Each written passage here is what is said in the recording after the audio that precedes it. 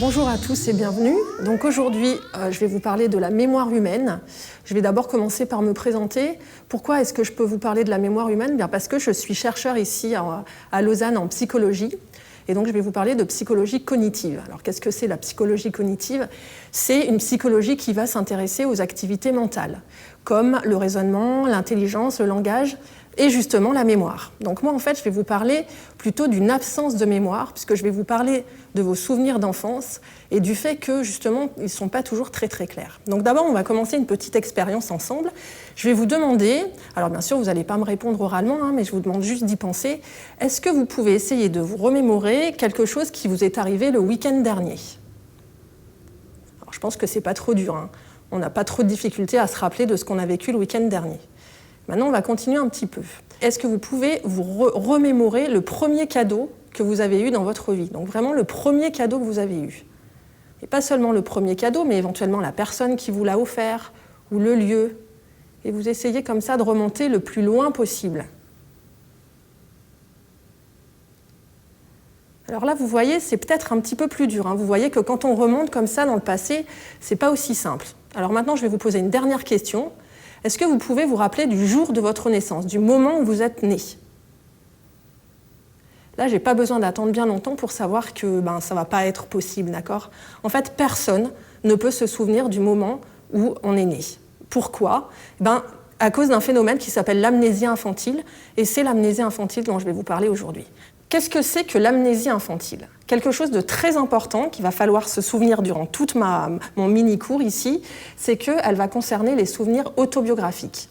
C'est quoi un souvenir autobiographique ? C'est très simple à comprendre. C'est juste un souvenir qui est vraiment lié à notre propre vie, quelque chose qu'on a vécu nous-mêmes, d'accord ?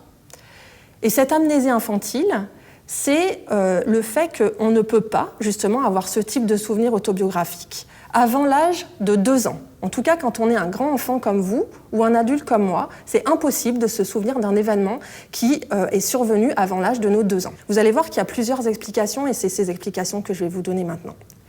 La première explication, c'est une explication, vous allez voir, plutôt de type cérébral, neuronal. En fait, ce qu'on sait, c'est qu'à la naissance, le cerveau n'est pas mature. C'est-à-dire qu'il n'est pas encore complètement développé. Le cerveau que vous aviez à la naissance, ce n'est pas le même cerveau que le cerveau que vous avez maintenant ou que le cerveau que vous aurez quand vous serez un adulte. À la naissance, il y a 2 structures cérébrales qui s'appellent le cortex préfrontal et l'hippocampe, qui ne sont pas encore matures et qui seront matures seulement à l'âge de 2 ou 4 ans. Il s'avère que ces structures-là, ces structures du cerveau, sont extrêmement importantes pour former les souvenirs. Comme elles ne sont pas encore complètement développées, alors une des explications est de se dire l'enfant, avant l'âge de 2 ans, voire 4 ans, ne peut pas stocker de souvenirs autobiographiques du tout. Ceci dit, ce n'est pas une explication qui va être suffisante. Il faut avancer d'autres explications. Pourquoi ? Parce que, je vous ai dit tout à l'heure, l'amnésie infantile, elle va concerner les grands enfants et les adultes. Mais les enfants de 3 ans, si on leur demande ce qu'ils ont vécu il y a 6 mois, 1 an, même un tout petit peu plus d'1 an, eux vont être capables quelquefois de rappeler des souvenirs, d'accord ? Donc vous voyez bien qu'il n'y a pas une incapacité ou une impossibilité de stocker des souvenirs. Ces souvenirs, on a l'impression qu'ils vont disparaître peut-être au fur et à mesure des années. De fait, on a une autre explication pour rendre compte de cette amnésie infantile qui n'est plus liée aux structures cérébrales. La deuxième explication serait qu'il nous manque un sens de soi. Alors je vais vous expliquer ce que c'est que le sens de soi. Pour se reconnaître en tant qu'individu, on a besoin à un moment donné de se reconnaître, d'accord ? Ce que je vais vous expliquer maintenant, c'est que les enfants, très jeunes, ne se reconnaissent pas en tant qu'individus. Comment on le sait ? Grâce à une expérience un petit peu rigolote. En fait, ce qu'on va faire, c'est qu'on va dessiner une marque rouge sur le front des enfants, des bébés, et puis on va leur présenter un miroir et on va regarder la réaction qu'ils ont par rapport à ce miroir. Ce qu'on va voir, c'est qu'après l'âge de 2 ans, les enfants, quand ils vont se regarder dans le miroir, ils vont tout de suite mettre la main à leur front comme ça pour enlever la tache. Donc là, on peut en conclure qu'ils se reconnaissent bel et bien dans ce miroir-là. Par contre, avant l'âge de 2 ans à peu près, les enfants ne vont pas du tout avoir ce comportement-là. Ils ne reconnaissent pas que la tache est faite sur leur propre front. Donc souvent, ce qu'ils vont faire, c'est toucher le miroir et la tache sur le miroir, ou même quelquefois contourner le miroir pour aller voir s'il y a un autre enfant derrière. J'espère que vous vous souvenez, tout à l'heure, je vous ai dit que l'amnésie infantile, elle concernait les souvenirs autobiographiques, donc les souvenirs de soi-même, dans lesquels on a vécu quelque chose. Mais vous vous rendez bien compte que si l'enfant n'a pas vraiment de conscience de soi, il ne peut pas se reconnaître en tant qu'individu, eh bien, il ne peut pas former de souvenirs autobiographiques. Donc ça, c'est la deuxième explication qui peut rendre compte de cette amnésie infantile. On a une troisième explication, qui cette fois-ci serait l'absence de langage.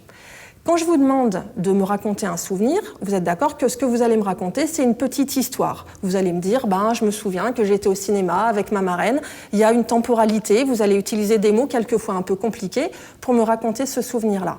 L'idée des chercheurs est de se dire qu'avant l'âge de 2 ans, le langage n'est pas encore très élaboré. Il y a quelques mots, quelques associations, mais on ne peut pas raconter d'histoire.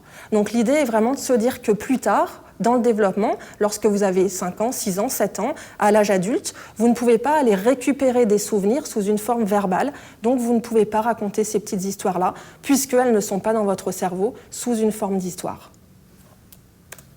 Voilà.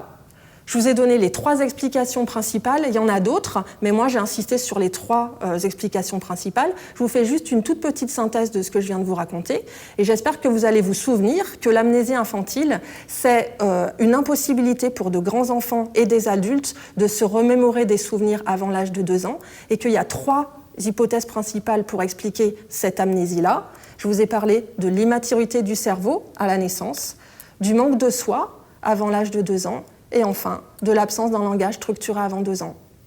À bientôt!